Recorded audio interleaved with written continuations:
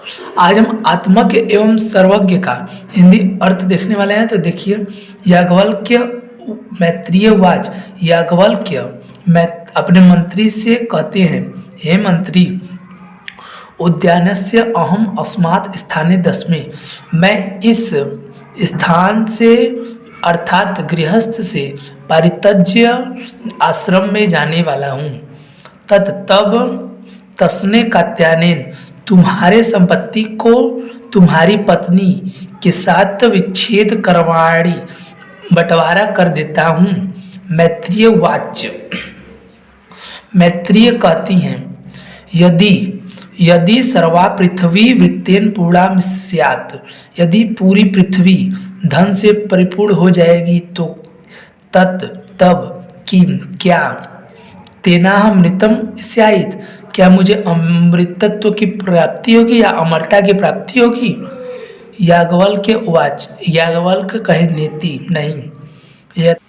यथ उपकरण यथैवोपकरणवता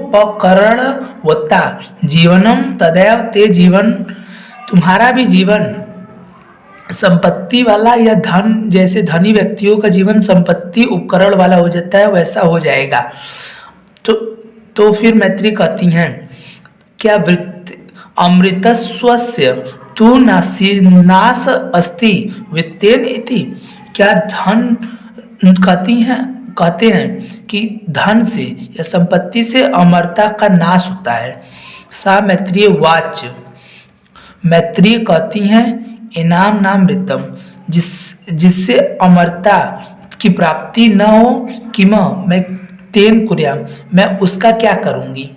यदेव भगवान केवलम मृतम साधनम, हे भगवान आप अमरता का साधन जानते हैं, तदेव में ब्रूहि, सिर्फ आप वो मुझे बताइए। याज्ञवल्क्य उवाच। याज्ञवल्क्य कहते हैं, प्रिया न, हे प्रिय सती, तुम मेरी प्रिय हो और तुम प्रिय भाषे और तुम प्रिय बोल रही हो। यही आओ, उपवीस बैठो, व्याख्यास्यामि ते अमृतम साधम, मैं तुम्हें अमरता के साधन का व्याख्या करता हूँ। एक बार और देखिए, याज्ञवल्क्य मैत्रेय वाच। याज्ञवल्क्य अपने मैत्री से कहते हैं, उद्यानस्य, मैं गृहस्थ जीवन से पारितज्य जीवन में जा रहा हूँ, मैं इस स्थान से ऊपर जा रहा हूँ। ततेस्त नया कात्यायने विच्छेद, तुम्हारे संपत्ति को मैं तुम्हारी पत्नी के साथ विच्छेद बंटवारा कर देता हूँ। मैत्रेय उवाच। मैत्रेय कहती हैं, यदि पूरा पृथ्वी धन से परिपूर्ण हो जाएगा तो क्या मुझे अमरता की प्राप्ति होगी।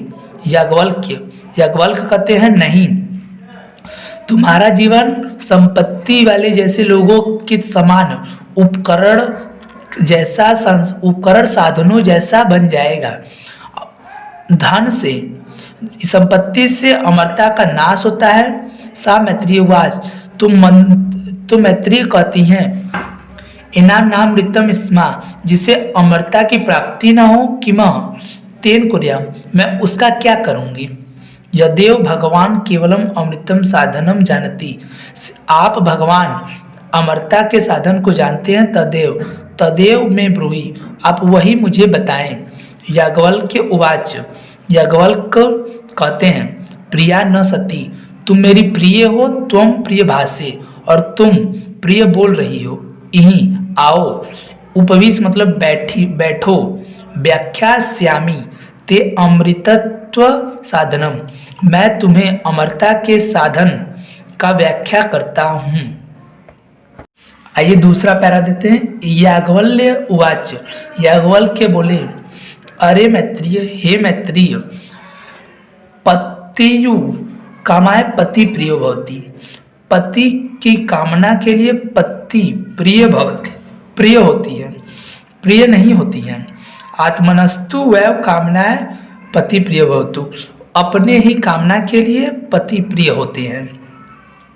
नवा अरे जायाय कामनाएं जाया प्रिय भवती, पत्नी की कामना के लिए पत्नी प्रिय होती है, पत्नी की कामना के लिए पत्नी प्रिय नहीं होती है। आत्मनास्तु अपनी ही कामना के लिए जाया प्रिय भवती पत्नी ही प्रिय होती है। नवा अरे पुत्रस्य और न ही पुत्र और वित्तस्य धन च कामाय पुत्रो वित्तम वा प्रिय भवती और न ही पुत्र और धन के लिए प्रिय होते हैं। आत्मनस्तु अपनी ही वह कामनाएं पुत्रो वित्तम या प्रिय भवती अपनी ही कामना के लिए पुत्र और वृत्त धन प्रिय होते हैं। नवा अरे सर्वस्य कामनाएं नवा अरे और न ही कामाय सर्वस्य प्रिय अपनी और न ही सर्वस्य सभी की कामना के लिए सभी प्रिय होते हैं। आत्मनस्तु वह कामनाएं सर्वप्रिय भवती अपनी ही कामना के लिए सभी। तस्माद आत्मा इसीलिए आत्मा का हे मैत्री आत्मा के दर्शन को ही देखने योग्य है, श्रोतव्य मतलब सुनने योग्य है और मनन करने योग्य है। आत्मनम खलु दर्शनम आत्मा के ही दर्शन से हमें ये सब प्राप्त हो सकता है। फिर से एक बार और देखिए, याज्ञवल्क्य बोले हे मैत्रेय पति की कामना के लिए पति प्रिय नहीं होता है। आत्मनस्तु अपनी ही कामना के लिए पति प्रिय होता है और नहीं पत्नी की कामना के लिए पत्नी प्रिय होती है। अपनी ही कामना के लिए पत्नी प्रिय होती है। नवा अरे पुत्र और वृत्त अर्थात पुत्र और धन भी पुत्र और धन के लिए प्रिय नहीं होते हैं। आत्मनास्तु अपने ही कामना के लिए पुत्र और धन प्रिय होते हैं। इसी तरह सर्वस्व सभी की कामना के लिए सभी प्रिय नहीं होते हैं। आत्मनस्तु अपनी ही कामना के लिए सभी प्रिय होते हैं।